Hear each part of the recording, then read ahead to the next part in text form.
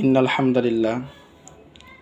সকলের সুপরিচিত মুখ প্রাচীন আয়ুর্বেদিক ও ইউনানি ফর্মুলায় নব্য আবিষ্কৃত ধূমপান বটিকার বিস্ময়কর সাফল্য অর্জনকারী হাকিম মাওলানা আশরাফ আলী সাহেবের ধূমপানমুক্ত বটিকা খেয়ে আলহামদুলিল্লাহ বাংলাদেশে অনেক মানুষ ধূমপান ছাড়ার একটা আশা পাচ্ছে।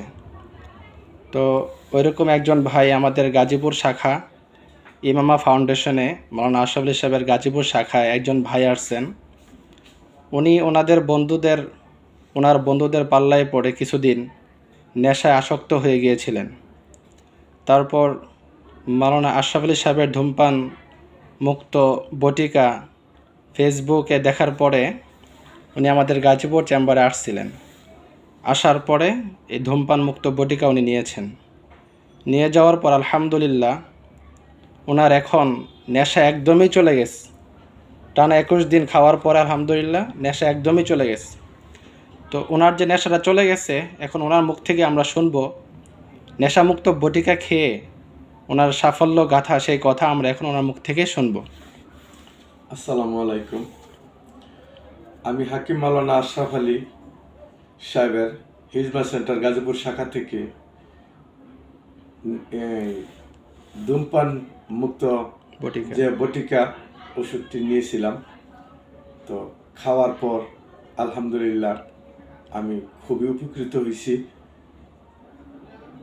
আল্লাহ আমাকে মাফ করছেন এই হাকিম মাওলানা আশরাফ আলী সাহেবের এই বটিকা খেয়ে।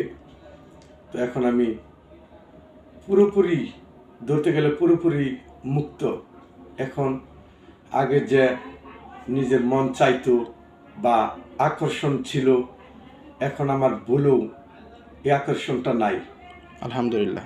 তো আমি চাই, আমি গাড়ি চালাই, আমি একজন ড্রাইভার, আমার অনেক ফ্রেন্ড সার্কেল আছে, অনেক বন্ধু বান্ধব আছে যারা এই ধূমপানে আসক্ত আছে।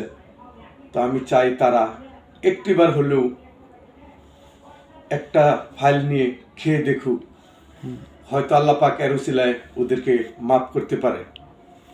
জি ইনশাল্লাহ।